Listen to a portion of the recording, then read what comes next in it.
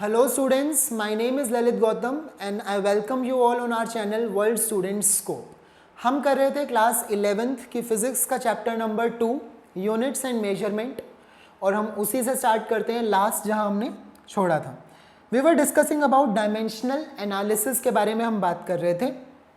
Okay तो हमने बहुत सारी फिजिकल क्वांटिटीज़ के डायमेंशनल फॉर्मूले देखे क्या होते हैं. फंडामेंटल क्वांटिटीज़ को तो हम एज इट इज़ रिप्रेजेंट करते हैं length, mass, time, temperature, current, amount of substance and luminous intensity. उन्हें तो हम एज इट इज़ सिंबल से रिप्रेजेंट करते ही हैं. बट जो डिराइव्ड क्वांटिटीज़ होती हैं उनके लिए हमें क्या यूज़ करना पड़ता है, डिराइव करने पड़ते हैं एक्चुअली डायमेंशनल फॉर्मूले. फॉर एग्जांपल हमने फोर्स के लिए डायमेंशनल फॉर्मूला डिराइव किया था. फोर्स का डायमेंशनल फॉर्मूला आया था mL(T⁻²). तो डायमेंशन होते क्या है, डायमेंशन ये नंबर्स होते हैं जिससे हम अपनी बेस क्वांटिटीज को क्या करते हैं, रेज करते हैं. फॉर एग्जांपल मास की पावर 1, लेंथ की पावर 1 और टाइम की पावर क्या है -2. So these numbers are dimension. ऐसे ही हमने वर्क का डायमेंशन फॉर्मूला देखा था. ठीक है, वर्क का आया था mL², क्योंकि वर्क का क्या होता है, फोर्स इनटू डिस्प्लेसमेंट. तो ये तो फोर्स है ही, और जब हम डिस्प्लेसमेंट से मल्टीप्लाई करते हैं तो एक डायमेंशन लेंथ का क्या हो जाएगा और इंक्रीज कर जाएगा. तो वो हो जाएगा L², और t की पावर में -2 ऑलरेडी है, राइट. बाकी किसी पर कोई चेंज नहीं आएगा. लेंथ में क्या हो जाएगा, वो स्क्वायर बन जाएगा. सो this is the dimensional formula for work. Similarly आप प्रेशर का कैलकुलेट कर सकते हैं. प्रेशर होता है फोर्स अपॉन एरिया, राइट. तो फोर्स का डायमेंशनल फॉर्मूला हमें पता है, एरिया का हम कैलकुलेट कर सकते हैं. अगर आपको ग्रेविटेशनल कांस्टेंट, हमें पता है ग्रेविटेशन चैप्टर में आपने पढ़ा होगा, फोर्स, जो ग्रेविटेशनल फोर्स होता है किन के बीच में एक्ट करता है, वो दो मासेस के बीच में एक्ट करता है, राइट. तो वो हम फॉर्मूला पढ़ते हैं G, हमारा यूनिवर्सल ग्रेविटेशनल कांस्टेंट होता है m1 m2 है ना, product of masses divided by distance का स्क्वायर. जितना भी डिस्टेंस उन दोनों के बीच में है r². सो अगेन यहाँ पर क्या है, फोर्स, दिस इज फोर्स, ये मासेस है तो दोनों का ही डायमेंशन क्या होगा, m और दोबारा से m, राइट. ये क्या है, डिस्टेंस है, distance between these two masses. तो वो क्या होगा, लेंथ, और वो लेंथ का स्क्वायर हो जाएगा, राइट. तो कई बार क्वेश्चन ये आता है कि ग्रेविटेशनल कांस्टेंट का हमें डायमेंशनल फॉर्मूला बताना है. ओके तो again we are going to use the dimensional formula of force. इसीलिए हमने लास्ट लेक्चर में कहा था कि फोर्स का डायमेंशन फॉर्मूला बहुत इंपॉर्टेंट है, क्योंकि अलग अलग क्वांटिटीज जब हम कैलकुलेट करते हैं तो हमें फोर्स को यूज करना पड़ता है बार बार. तो हम फोर्स को भी कैलकुलेट करें ऐसा पॉसिबल नहीं है, राइट. तो हमें फोर्स का डायमेंशन फॉर्मूला ध्यान होना ही चाहिए, राइट, क्योंकि वो बहुत यूज होता है. अब यहाँ पर क्या करेंगे, हम फोर्स के डायमेंशनल फॉर्मूला को लिखेंगे एज इट इज, लेंथ के स्क्वायर को यहाँ ले आएंगे और मास का जो स्क्वायर होगा वो डिनोमिनेटर में आ जाएगा. सो यू विल सी कि ग्रेविटेशनल कांस्टेंट जो हम लिखते हैं, राइट, इसका डायमेंशनल फॉर्मूला हो जाएगा फोर्स का डायमेंशनल फॉर्मूला. अभी हम लिख नहीं रहे हैं, फोर्स का डायमेंशनल फॉर्मूला मल्टीप्लाई होगा लेंथ स्क्वायर से. क्या है वो, लेंथ में स्क्वायर, राइट. और नीचे क्या आएगा, डिनोमिनेटर में, ये तो मल्टीप्लाई हो गया. मास का जो स्क्वायर है वो डिनोमिनेटर में आ जाएगा, that means mass square. Alright, अब आपको कुछ नहीं करना है, फोर्स का डायमेंशन फॉर्मूला यहाँ पर एज इट इज रख देना है, mL(T⁻²). ठीक है, तो L² इस L में क्या हो जाएगा, ऐड हो जाएगा, राइट. और मास ऊपर है यहाँ पर, और यहाँ पर क्या है, मास का स्क्वायर. तो ये ऊपर जाकर क्या होगा, सब्ट्रैक्ट होगा, -2 बन जाएगा ना पावर. तो ओवरऑल आ जाएगा, मास की पावर रह जाएगी सिर्फ -1, राइट. लेंथ की अगर आप बात करते हैं तो एक लेंथ में डायमेंशन ऑलरेडी है और स्क्वायर, दो डायमेंशंस यहाँ से आ रही हैं, तो बन जाएगा L⁻3, और टाइम की पावर ऑलरेडी क्या है, -2, तो उसमें कोई चेंज नहीं आएगा. So see this is the dimensional formula for gravitational constant. Gravitational constant का डायमेंशनल फॉर्मूला ये हो गया. तो किसी भी फॉर्मूला को, किसी के भी डायमेंशनल फॉर्मूला को आप कैलकुलेट कर सकते हैं अगर आपको उसका ओरिजिनल फॉर्मूला पता है तो, राइट. अभी हमें ये फॉर्मूला पता होना चाहिए था, उसके बिना हम नहीं कैलकुलेट कर सकते थे. So there are many more examples जो हम डिस्कस कर सकते हैं, बट अभी क्लास 11th में आपने ऑल ऑफ दीज क्वांटिटीज ये पढ़नी ही है. जैसे स्ट्रेस एक क्वांटिटी होती है, अब स्ट्रेस एक फिजिकल क्वांटिटी भी है, स्ट्रेस हम लेते भी हैं एग्जाम्स का स्ट्रेस और वो सब, वो अलग है, बट स्ट्रेस एक फिजिकल क्वांटिटी है। वो क्या होती है? Force upon area. अब आप बोलेंगे तो प्रेशर की ही यूनिट है, तो यस प्रेशर के जैसा ही फॉर्मूला होता है, बट इसको हम अलग तरीके से पढ़ते हैं, फोर्स अपॉन एरिया। तो ये भी सेम डायमेंशनल फॉर्मूला देगा जैसा प्रेशर का होता है, राइट। तो अगेन वी नीड फोर्स, ठीक है। इलेक्ट्रोस्टैटिक जब चार्जेस के बीच में हम फोर्स पढ़ते हैं तो वो भी कुछ ऐसा ही आता है, फोर्स इज इक्वल टू के। यहां पर आता है के एक constant, then there is Q1 and Q2, ये क्या होते हैं? दोनों चार्जेस होते हैं, अपॉन दोनों के बीच में डिस्टेंस का square, that means R square, right. तो ये क्या है? यहां पर कांस्टेंट है, जैसे ग्रेविटेशनल फॉर्मूला में हमने देखा ग्रेविटेशन फोर्स के बीच में, तो वो था यूनिवर्सल ग्रेविटेशनल कांस्टेंट। ये यूनिवर्सल कांस्टेंट तो नहीं होता है, but again it is constant, ये एक कांस्टेंट है। तो इसका भी डायमेंशनल फॉर्मूला हम निकाल सकते हैं। दोबारा से क्या करेंगे? फोर्स के डायमेंशन को लेंथ स्क्वायर से मल्टीप्लाई करेंगे, बिकॉज ये लेंथ है, राइट। और यहाँ पर अब मासेस नहीं है, यहाँ पर क्या है? चार्जेस हैं, चार्जेस। तो चार्ज का डायमेंशनल फॉर्मूला हमने लास्ट लेक्चर में देखा था, जैसे हम करंट का फॉर्मूला कहते हैं charge upon time, right. Current के डायमेंशन को हम रिप्रेजेंट करते हैं ए से, और टाइम के डायमेंशन को हम रिप्रेजेंट करते हैं, टाइम मल्टीप्लाई हो जाएगा टी से, राइट। तो ये डायमेंशनल फॉर्मूला बन जाता है चार्ज का। सो this is the dimensional formula of charge, ठीक है। तो ये एक बार आएगा और फिर दोबारा आएगा, दो बार आ रहा है ना, राइट। तो इसका स्क्वायर हो जाएगा और फिर वो जाएगा डिनोमिनेटर में, और इस तरह से फिर हम के का डायमेंशनल फॉर्मूला कैलकुलेट कर सकते हैं, राइट। आई होप अब आपको क्लियर होगा किसी भी क्वांटिटी का हम डायमेंशनल फॉर्मूला कैसे कैलकुलेट कर सकते हैं।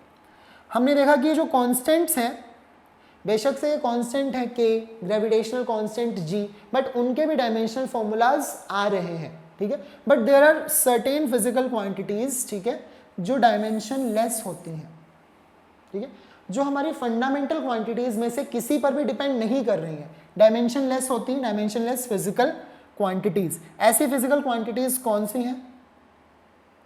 ओके वेट, सो ये uses, wait, dimensionless physical quantities के हमें कुछ एग्जांपल्स देखने हैं। तो जैसे हम पढ़ते हैं ऑप्टिक्स के अंदर रिफ्रैक्टिव इंडेक्स, ठीक है, हम क्या पढ़ते हैं? Refractive index. वो होता है speed of light in medium 1 v1 upon v2, speed of light in medium 2। वो रेशो होता है वेलोसिटीज का या फिर स्पीड ऑफ लाइट का, ठीक है। Speed of light in medium 1 upon speed of light in medium 2। तो सीधी सी बात है, ऊपर भी क्या है? स्पीड, नीचे भी क्या आ रही है? स्पीड। और स्पीड का अगर आप डायमेंशन, तो ऑब्वियसली डायमेंशनल फॉर्मूला जब मैं लिखूंगा एल टी की पावर -1 एल टी की power -1, so the both will cancel each other, और यहाँ पर कुछ भी नहीं बच रहा है। हम अगर लिखना चाहें तो m की पावर 0, l की पावर 0, t की पावर 0, ऐसा ज़रूर लिख सकते हैं, बट कहने का मतलब है कि कोई भी डायमेंशनल फॉर्मूला इसमें बचा नहीं, right. So it is dimensionless. Refractive index एक फिजिकल क्वांटिटी है जिसे हम मेजर करते हैं, जो कि बहुत इंपॉर्टेंट है, राइट। रिफ्रैक्टिव इंडेक्स हमें बताता है लाइट की स्पीड के बारे में, ठीक है, किसी भी मीडियम में लाइट की स्पीड क्या होगी उसके बारे में हमें बताता है, but this quantity is dimensionless, इसकी कोई डायमेंशन नहीं है। सिमिलरली आपने पढ़ा होगा ऑप्टिक्स के अंदर ही आती है मैग्निफिकेशन आती है। जब हम रे डायग्राम्स ड्रॉ करते हैं तब आती है मैग्निफिकेशन, राइट। तो मैग्निफिकेशन होती है height of image upon height of object, h2 upon h1, height of image upon height of object. तो ये भी हाइट है, ये भी हाइट है, दोनों के डायमेंशनल फॉर्मूला ऑब्वियसली कट जाएंगे और कुछ भी हमारे पास बचने वाला नहीं है। तो we can again write m to the power 0, l की पावर 0, t की पावर 0। मतलब कहने का मतलब है कोई भी डायमेंशनल फॉर्मूला नहीं बचा, again it is dimension less. एक और क्वांटिटी होती है इनके अलावा, दैट इज स्ट्रेन। स्ट्रेन के बारे में आप क्लास 11th में ही पढ़ेंगे, अभी तक की क्वांटिटी आई नहीं है। मैग्निफिकेशन और रिफ्रैक्टिव इंडेक्स तो आपने किया है। अब स्ट्रेन क्या होता है? जब हम किसी के ऊपर फोर्स लगाते हैं किसी सॉलिड ऑब्जेक्ट के ऊपर, तो उसकी डायमेंशंस चेंज हो जाती हैं, राइट। हमने यहाँ से फोर्स अप्लाई किया तो लेट से ये थोड़ा चेंज हो गया कुछ इस तरह से, ठीक है। तो उसकी लेंथ में कुछ चेंज आया, डेल्टा एल, ठीक है। उसकी लेंथ में कुछ चेंज आया, ऊपर क्या होता है चेंज इन लेंथ, नीचे आ जाता है ओरिजिनल लेंथ, ठीक है। ये अभी आपको याद करने की ज़रूरत नहीं है, ऑब्वियसली जब चैप्टर्स आएंगे तो आपको याद हो जाएगा। डेल्टा एल अपॉन एल ये फॉर्मूला होता है स्ट्रेन का, दैट्स वाई हमें फॉर्मूलाज पता होने ज़रूरी है किसी का भी डायमेंशनल फॉर्मूला कैलकुलेट करने के लिए। अब चेंज इन लेंथ वो भी किस में है, लेंथ में है, और डिनोमिनेटर में भी क्या आ गया, लेंथ आ गया। So they both will cancel each other, again it will be dimensionless.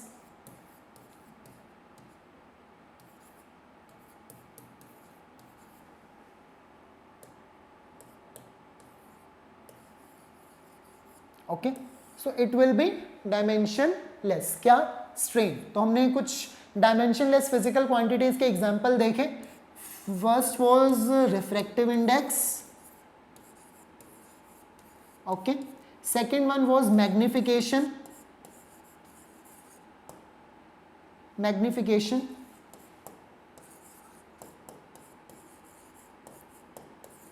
Third अभी हमने देखा स्ट्रेन, ऑलराइट, स्ट्रेन। और हम क्या कह सकते हैं एक होता है relative density, sorry relative density,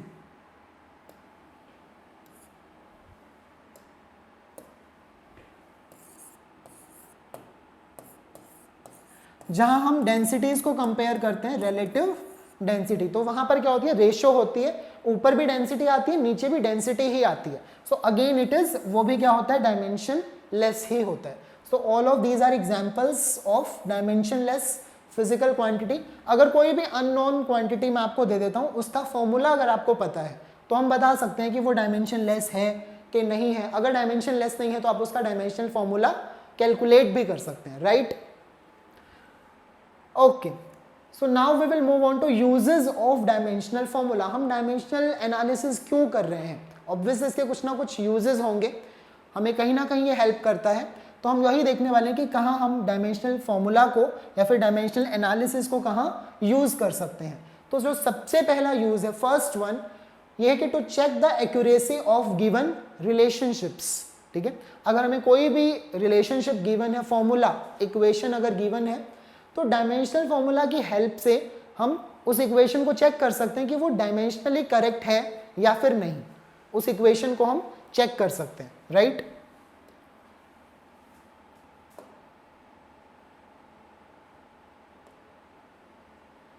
okay, so we can check the accuracy of given relationships. For example हमारे पास इक्वेशन होती है v स्क्वायर, इसको मैं ऐसे v square minus u square यहीं लिख देता हूं।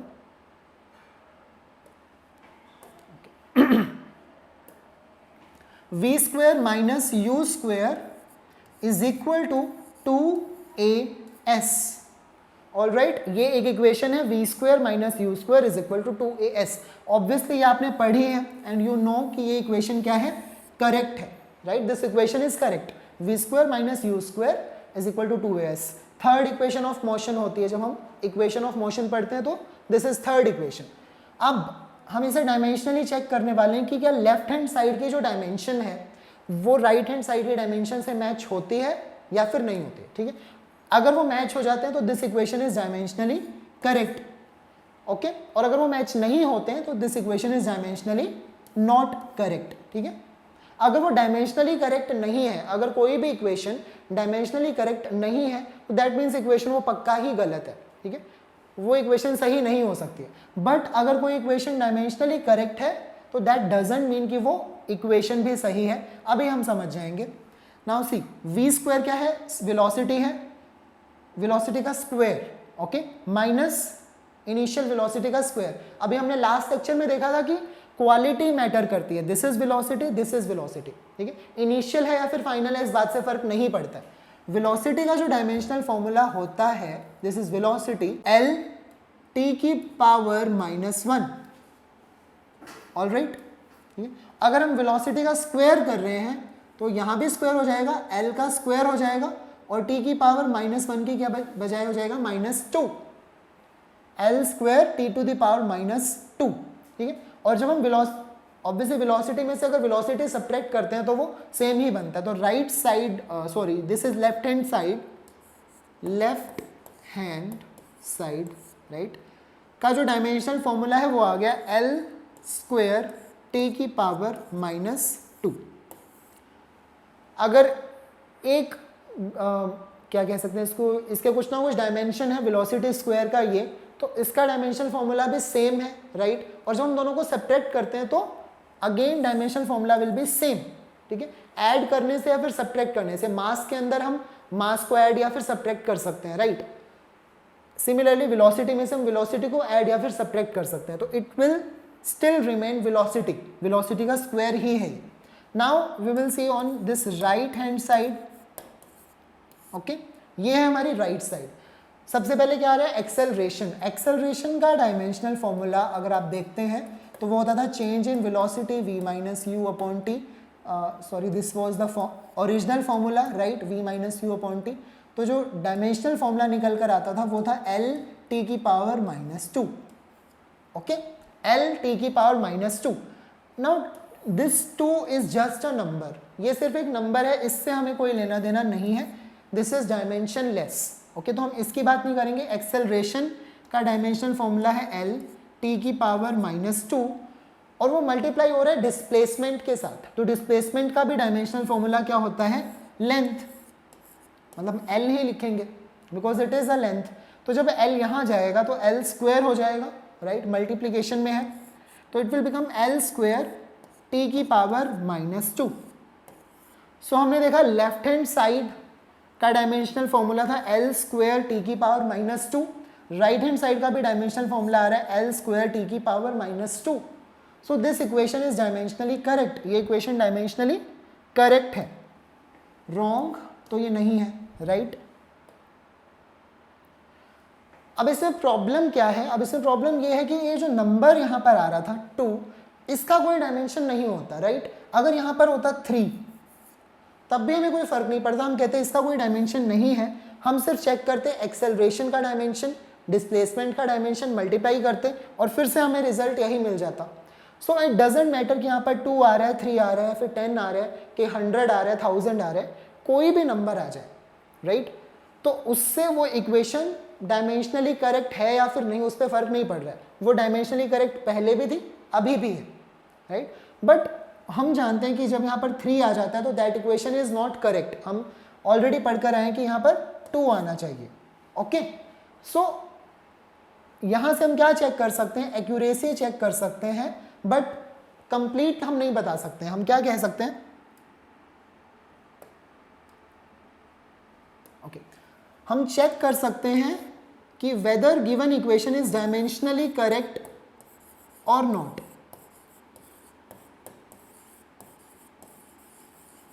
डायमेंशनली करेक्ट है या फिर नहीं ये हम जरूर बता सकते हैं, बट वो एग्जैक्टली करेक्ट है या फिर नहीं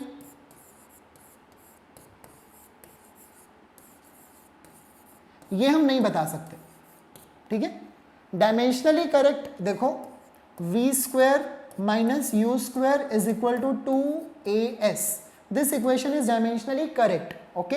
v square minus u square is equal to 100as, this equation is also dimensionally correct. But हम जानते हैं कि एग्जैक्टली करेक्ट कौन सी इक्वेशन है, यही है v square minus u square is equal to 2as, alright. यही इक्वेशन क्या है, हम फॉर्मूला सिर्फ यही यूज कर सकते हैं, ऑलराइट। तो हम सिर्फ डायमेंशनली करेक्ट है या फिर नहीं ये हम बता सकते हैं, एग्जैक्टली करेक्ट है कि नहीं वो कॉन्स्टेंट्स के बारे में हमें नहीं बताता है, ठीक है। सो ये लिमिटेशन है बट यूज भी है to check the accuracy of given relationships. अगर यहाँ हो जाता फॉर एग्जाम्पल यहाँ डिस्प्लेसमेंट मिसिंग होता, okay,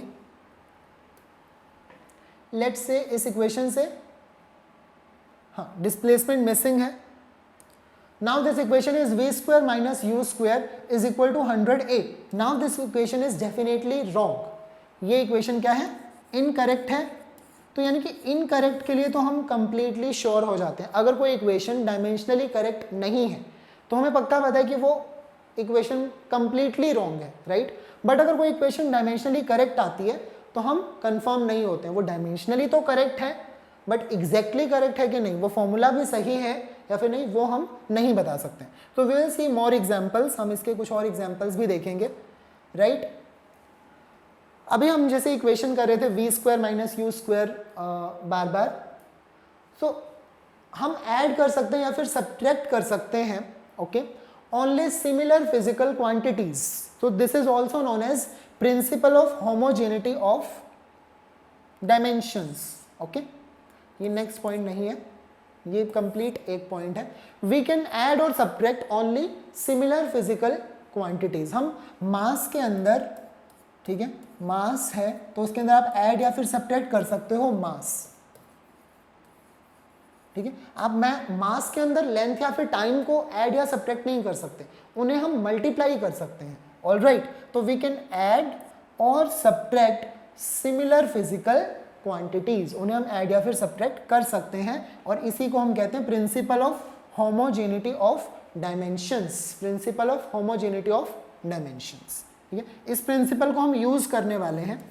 second is unlike physical quantities, for example mass और लेंथ, ये सेम सिमिलर फिजिकल क्वांटिटीज नहीं है, तो आप मास और लेंथ को क्या कर सकते हो, मल्टीप्लाई कर सकते हो, डिवाइड कर सकते हो। तो unlike physical quantities can be multiplied और डिवाइडेड, ठीक है, उन्हें मल्टीप्लाई या फिर डिवाइड कर सकते हैं। अब third point is trigonometric ratios, log, antilog, exponential आ जाए, are always considered dimensionless, okay, ये बहुत इंपॉर्टेंट पॉइंट है। अब ट्रिग्नोमेट्रिक रेशियोज, जैसे कि हम लिखते हैं साइन, ठीक है, आपको साइन थीटा हमें बोलने की आदत है, साइन थीटा, राइट। तो जो थीटा होता है, अभी लास्ट लेक्चर में भी हमने थीटा के बारे में बात की और लास्ट लेक्चर के बारे में भी हमने थीटा के बारे में बात की है। थीटा इज प्लेन एंगल, ठीक है। तो थीटा का जो फॉर्मूला होता है ना, वो होता है थीटा को हम डिफाइन करते हैं length of arc divided by radius, okay. So this is length and this is also length, तो आप कह सकते हैं कि थीटा इज डायमेंशनलेस।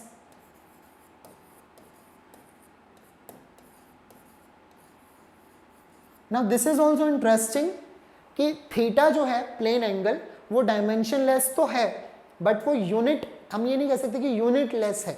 जैसे रिफ्रैक्टिव इंडेक्स हमने पढ़ा, मैग्निफिकेशन हमने पढ़ा, तो दे आर यूनिटलेस, वो डायमेंशनलेस भी हैं और उनकी कोई यूनिट भी नहीं होती है, राइट। बट थीटा जो है वो डायमेंशनलेस तो है, बिकॉज लेंथ अपॉन लेंथ, मतलब this is arc length, this is radius, दोनों की डायमेंशन लेंथ ही है, right. So this is dimensionless, but this is not unitless, this is not unitless. इसकी यूनिट तो होती है ना, इसकी यूनिट क्या होती है, रेडियन, हमने स्पेसिफिक की है कि इसकी यूनिट रेडियंस होती है। सॉलिड एंगल की यूनिट स्टर्डियन होती है, स्टेरेडियंस, सॉरी, ठीक है।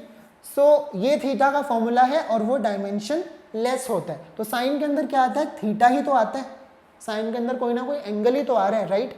एंड वो एंगल क्या होता है, डायमेंशन लेस होता है। तो कई बार अब हमसे ये जो हमने पॉइंट्स पढ़े हैं, इसके ऊपर क्वेश्चंस कैसे आते हैं, नाउ यू विल सी।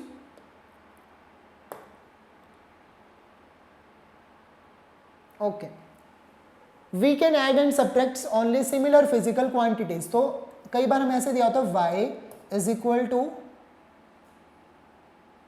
यहाँ पे लिख देते हैं x प्लस, यहाँ पे लिख देते हैं okay mass upon z into u,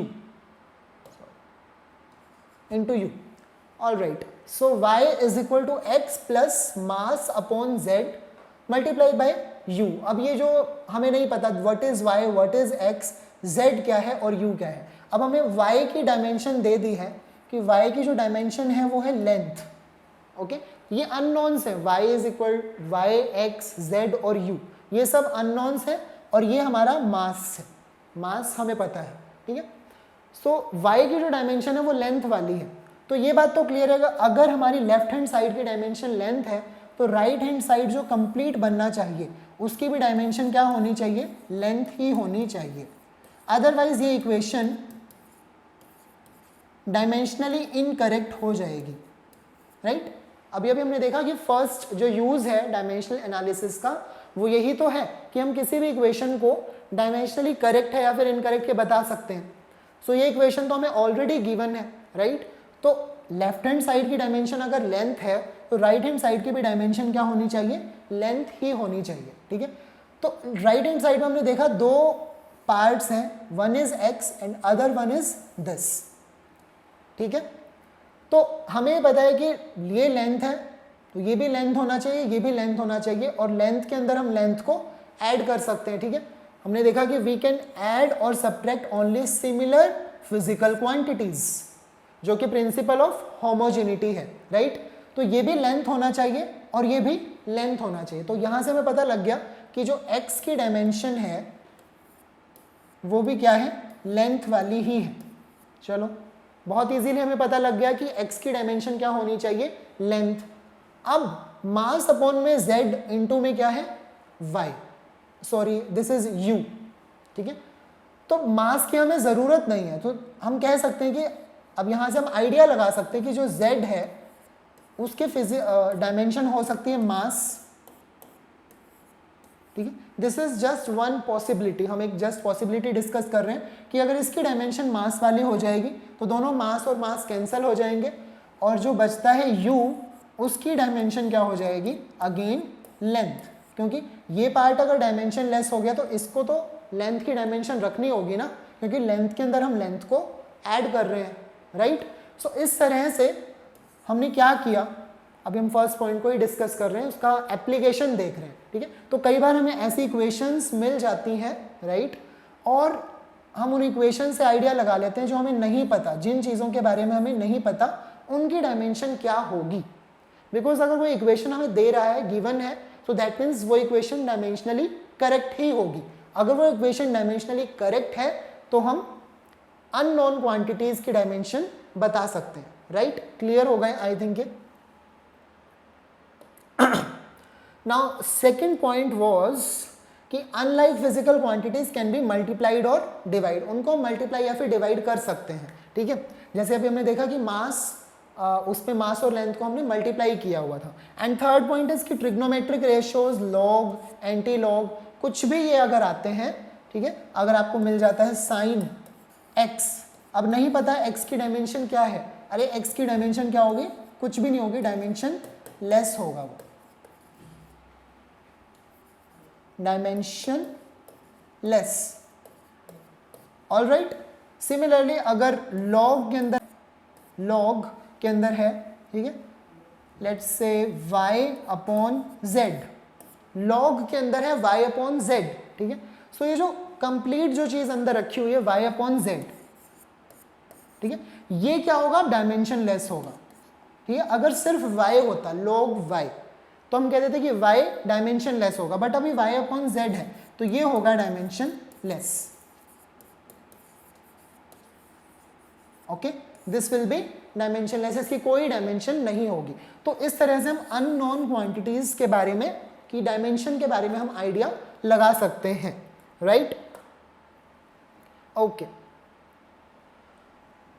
now dimensional analysis does not give a surety for a formula to be actually correct, okay. कोई भी फॉर्मूला एक्चुअल में करेक्ट होगा उसकी श्योरिटी हमें नहीं देता है for a formula to be actually correct. It can only tell if a formula or equation is dimensionally correct. We have already discuss this point, हम डिस्कस कर चुके हैं कि डायमेंशनल एनालिसिस हमें नहीं बताता कि कोई फॉर्मूला सच में भी सही है फिर नहीं है, ये सिर्फ हमें डायमेंशनली करेक्ट के बारे में इंफॉर्मेशन देता है, राइट, ठीक है। So we have already discuss those equations जो हमने की थी। ऐसे हम कोई और इक्वेशन भी डिस्कस कर सकते हैं, लेट्स से काइनेटिक एनर्जी। अब कोई हमें कहता है kinetic energy is half mv, ठीक है, ये फॉर्मूला दे दिया। अब हमें नहीं पता वैसे तो हमें पता है हाफ एम वी स्क्वेयर होता है, so we know this is actually wrong, ये फॉर्मूला सही नहीं है।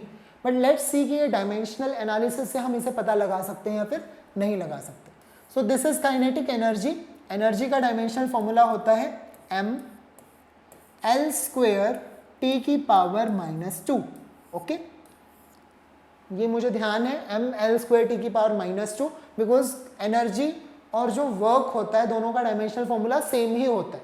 तो वर्क का dimensional formula force into displacement, और फोर्स में एम एल टी की पावर -2 आता है, और डिस्प्लेसमेंट से मल्टीप्लाई करने पर वो एल स्क्वेयर बन जाता है, राइट।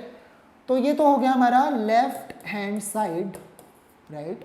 अब हम देखते हैं राइट हैंड साइड, ठीक है। राइट हैंड साइड में हाफ का तो कोई यूज नहीं है, चलो वो नहीं भी होता तो भी चलेगा। नाउ वन इज मास, ठीक है, another one is velocity, velocity होता है एल टी की पावर -1, राइट। मास हो गया, वेलोसिटी होगी एल टी की power -1, so it will become M L T की पावर -1। ऑलराइट, सो ये हो गया dimensional formula right hand side का, ठीक है। We know they both are not equal, left hand side is not equal to right hand side, so this equation और this formula is obviously wrong, ये formula सही नहीं है, ठीक है।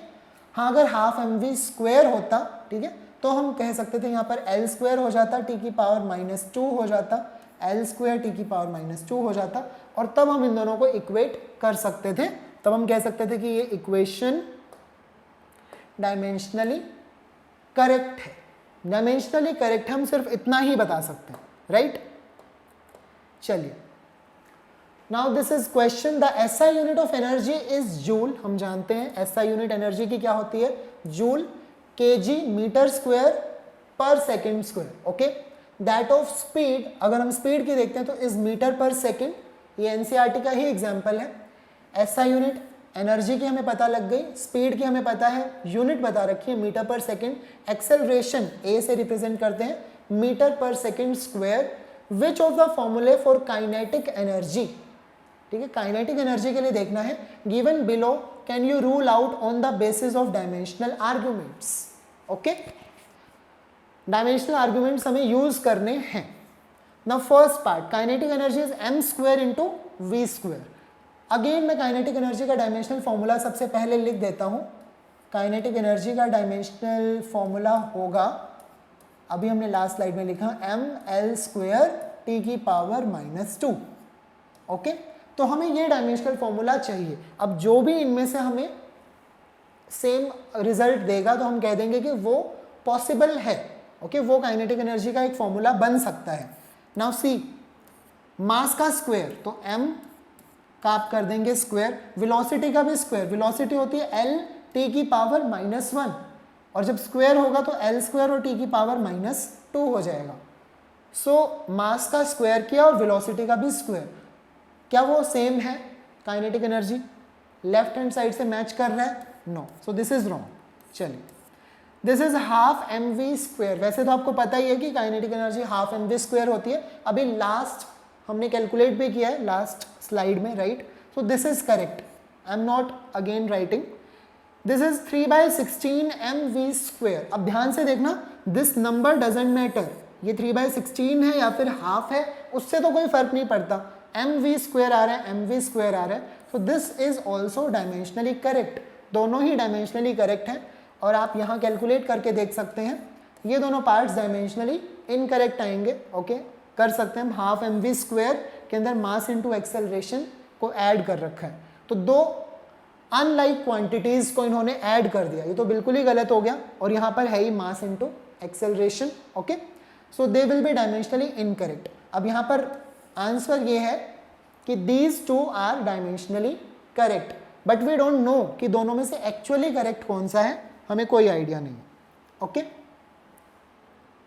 चलिए, now second use of dimensional formula is, second use क्या होता है, हम कन्वर्जन के लिए यूज करते हैं between different system of units.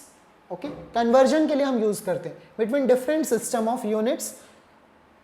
अब सिस्टम ऑफ यूनिट हमने पढ़ा था कि एक होता है एसआई सिस्टम, जो हम यूज़ करते ही हैं। उसके अलावा हमने देखा था CGS सिस्टम होता है, MKS सिस्टम होता है, और एक था फुट, पाउंड और सेकंड। ये अलग अलग सिस्टम ऑफ यूनिट्स हैं, राइट, जो हम यूज़ करते हैं।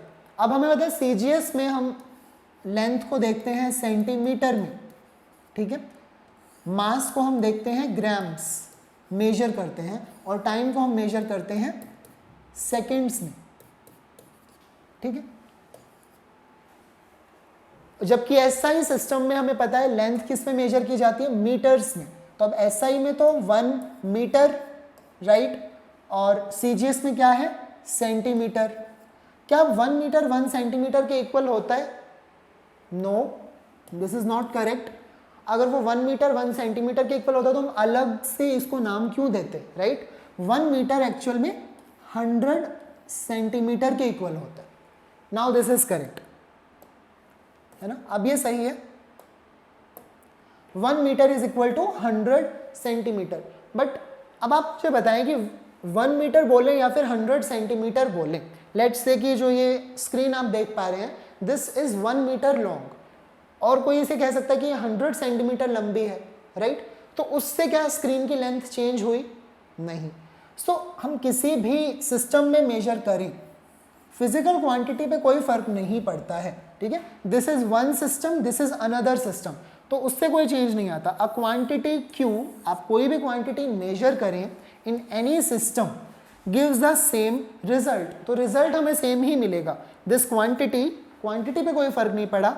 N1 U1 is equal to N2 U2, okay. N1 हमारी क्या है, मेजरमेंट, ठीक है, एक सिस्टम में, for example this is 1, right, और U1 क्या है, यूनिट, जैसे ये है मीटर, ठीक है। So this is N1, this is U1, so it is equal to N2 U2। N2 है हमारी सेकेंड सिस्टम में, यहाँ पर फैक्टर आ गया 100, और यूनिट क्या है, centimeter. For example 1 year is equal to 12 months, ठीक है। बट इट डजेंट मीन कि हम अलग अलग टाइम की बात कर रहे हैं। 1 ईयर एंड 12 मंथ्स दोनों का एक ही मीनिंग है, बट यूनिट अलग हो गई, ये नंबर भी चेंज हो गया। N1 U1 is equal to N2 U2, alright. तो this is second use of dimensional formula, कि हम एक सिस्टम से दूसरे सिस्टम में जाने के लिए इसे यूज करते हैं। नाउ अब हम एक क्वेश्चन करके देखते हैं। Convert 1 newton into dyne. Now what is dyne? हमें न्यूटन का तो पता है, न्यूटन क्या होता है, फोर्स की यूनिट होती है। This is the unit of force. Dyne actual में होती है CGS सिस्टम में। अब CGS सिस्टम में फोर्स के लिए भी अलग से एक वर्ड यूज किया गया है, डाइन। वहां पर न्यूटन नहीं होगा, बिकॉज फोर्स का फॉर्मूला क्या होता है, फोर्स होता है मास इनटू एक्सेलरेशन, ठीक है। मास हम मेजर करते हैं किलोग्राम्स, एक्सेलरेशन होता है मीटर पर सेकेंड स्क्वायर, ठीक है। तो जब हम CGS सिस्टम में जाएंगे तो फोर्स की यूनिट न्यूटन नहीं होगी। जब हम फोर्स को लिखेंगे, फॉर्मूला तो सेम रहेगा, मास इनटू एक्सेलरेशन, बट मास के लिए हम यूज करते हैं ग्राम, ठीक है, और लेंथ के लिए हम यूज करते हैं सेंटीमीटर। मीटर यूज नहीं होता, तो सेंटीमीटर पर सेकेंड स्क्वायर, ठीक है। सो ये जो कंप्लीट जो यूनिट है ये चेंज हो जाती है, और इसी को हम क्या कहते हैं, dyne. This is known as dyne and this is known as newton. इसके लिए हमने एक स्पेशल नेम रखा है न्यूटन, और ये तो क्योंकि SI सिस्टम है, सब कुछ SI में है, kg, meter, second, everything is in SI। यहां पर सब कुछ क्या है, CGS सिस्टम में है, और इसके लिए हमने स्पेशल नेम रखा है डाइन। अब हमें ये नहीं पता कि 1 न्यूटन कितने डाइन के इक्वल होता है, ये तो हमें नहीं पता। 1 newton is equal to how many dynes. जैसे हमें पता है कि 1 metre is equal to 100 centimetre, ये तो हमें पता है, बट 1 न्यूटन कितने डाइन्स के इक्वल होता है ये हमें कैलकुलेट करना है, ओके। सो इसके लिए कुछ स्टेप्स रहेंगे जो हम फॉलो करेंगे। First is identify the quantity, वो हमने कर ली है। न्यूटन देखते ही हम पहचान गए कि इट इज फोर्स, और डाइन भी फोर्स की ही यूनिट होती है CGS में, okay. Second step is right the dimensional formula of quantity. अब हमें क्वांटिटी पता लग गई तो उसका डायमेंशनल फॉर्मूला लिखना है, और फोर्स का डायमेंशनल फॉर्मूला होता है L t की power -2. This is the dimensional formula of force. Okay. Third step is note the value of A, B and C. ये A, B और C क्या है? एक्चुअल में डायमेंशंस ही हैं, क्योंकि हमने कहा ना डायमेंशन क्या होते हैं? पावर्स जिन पे हम बेस क्वांटिटीज को रेज करते हैं. m की पावर 1, l की पावर 1, t की पावर -2. तो यहां से हमें पता चलता है कि a is equal to 1, b is equal to, b भी क्या है 1 and c is equal to -2. Okay, तो हमें a, b और c पता लग गया. ठीक है, क्या है? अब हम फाइनली इसको यूज करने वाले हैं. ओके, नेक्स्ट पेज, हम नेक्स्ट पेज ही यूज करते हैं. सो हमें कन्वर्ट करना है 1 newton is equal to how many dynes, ये हमें चाहिए. फोर्स का डायमेंशन फॉर्मूला हम लिख चुके हैं, m l t की power -2, a is equal to 1, b is equal to 1 and c is equal to -2. Alright, ये इंफॉर्मेशन हमारे पास है. अब हम यूज करने वाले हैं n1 u1 is equal to, क्योंकि हमने पढ़ा था क्वांटिटी को किसी भी सिस्टम में मेजर करो उससे कोई फर्क नहीं पड़ता, n2 u2 के इक्वल होगा. ये n1 u1 हम यहाँ पर CGS में यूज करने वाले हैं. This part will be CGS and this part will be SI. ठीक है, ये हमारा SI सिस्टम रहेगा. सो n1, अब u1 यूनिट के पीछे हम क्या लगाने वाले हैं? यही m l t की पावर -2 है, राइट? सो m l t की पावर -2, बेसिकली ये यूनिट का जो डायमेंशनल फॉर्मूला है. n2 यहाँ पर क्या हो जाएगा? 1 न्यूटन ही होगा. ठीक है, यहाँ पर हम n2 को यूज कर रहे हैं 1, n1 हमें कैलकुलेट करना है. ये जो चीज़ है वो हमें कैलकुलेट करनी है. u2 अगेन यूनिट होगी, ठीक है, बट वो SI में होगी, m l t की पावर -2. ठीक है, ये SI में होगी, CGS में होगी. अब हमें इन्हें एक दूसरे के नीचे लेकर जाना है. This is A, B and C. So n1 will be, ये फैक्टर 1 ही रहेगा. ठीक है, अब मास SI सिस्टम में आएगा, दैट मीन्स 1 kg, और उसके डिनोमिनेटर में भी क्या आ रहा है? मास ही आ रहा है. सो यहां पर होगा डिनोमिनेटर में 1 ग्राम. ठीक है, ओके. लेंथ के नीचे फिर से लेंथ आएगी. लेंथ अगर हम SI सिस्टम में देखते हैं तो इट इज 1 मीटर, और यहां से आएगी CGS सिस्टम में, that means 1 centimetre. All right, और टाइम दोनों में ही सेकंड होता है वैसे तो.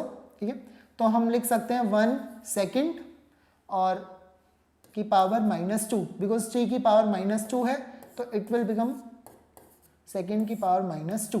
टाइम में कोई डिफरेंस है नहीं, सो ये part as it is cancel out हो जाएगा. हमें सिर्फ ये फैक्टर जानना है, ये फैक्टर कितना होगा. अब हम यहाँ पर यूज कर सकते हैं, we know 1 kilogram is equal to 1000 grams, और नीचे क्या है? 1 gram, right? 1 metre is equal to 100 centimetre होता है, तो 1 मीटर को हम 100 सेंटीमीटर लिख सकते हैं, and this is 1 centimetre. Okay, so gram से ग्राम कैंसल, सेंटीमीटर से centimetre cancel. Now what is left? 1000 into 100, तो ये हो जाएगा 10 की पावर 5. 1 2 3 4 एंड 5, तो टोटल 10 की पावर 5. ठीक है, सो दिस इज n1. हमारा जो n1 है वो आ गया 10 की पावर 5. ओके, सो 1 न्यूटन हमें निकालना था. How many dance, right? हमने सारी कैलकुलेशन की. सो n1 कैलकुलेट किया तो आया 10 की power 5, right? So now we can say 1 newton is equal to 10 to the power 5 dynes. ठीक है, सो ये जो यूनिट थी, newton was our SI unit, dyne was CGS unit, जिसके बारे में हमें नहीं पता था. बट कन्वर्जन फैक्टर अब हमें पता लग गया कि न्यूटन जो है 1 newton is equal to 10 to the power 5 dyne के इक्वल होता है. तो similarly this is for your homework. All right, आपको कन्वर्ट करना है इसी तरीके से 1 जूल को अर्ग्स के अंदर. ठीक है, 1 joule is equal to how many ergs. Okay, this is again CGS system. ये CGS system के अकॉर्डिंग है. ठीक है। और क्वांटिटी हम देखकर बता सकते हैं जूल, यानी कि एनर्जी या फिर वर्क डन होगा, राइट। तो वर्क डन को एसआई में तो हम जूल में ही मेजर करते हैं और सीजीएस में हम अर्ग्स में मेजर करते हैं, जो कि एक नई क्वांटिटी मतलब नई यूनिट है जो हम सुन रहे हैं सीजीएस सिस्टम में, राइट। सो ये आप कन्वर्ट करेंगे कि 1 जूल कितने अर्ग्स के इक्वल होता है, यहाँ पर क्या फैक्टर आएगा। Okay, this is for your homework, you have to use same methods and that's all for today. आज हमने डिस्कस किया कि डायमेंशनल फॉर्मूला क्या होता है, डायमेंशन का मीनिंग हम ऑलरेडी लास्ट लेक्चर में डिस्कस कर चुके थे। डायमेंशनलेस क्वांटिटीज के बारे में हमने बात की और डायमेंशनल एनालिसिस के यूजेस, अभी हमने सिर्फ 2 ही यूजेस कवर किए हैं। ओके, तो ये सब हम डिस्कस कर चुके हैं। Dimensionless quantities, uses of dimensional formula, to check equations कि वो डायमेंशनली करेक्ट है या फिर नहीं, कन्वर्ट करना वन यूनिट टू अनदर, और थर्ड यूज होता है to determine relationships among the physical quantities. This is third use of dimensional analysis जो हम नेक्स्ट लेक्चर में डिस्कस करने वाले हैं। Alright, till then thank you and take care of yourself.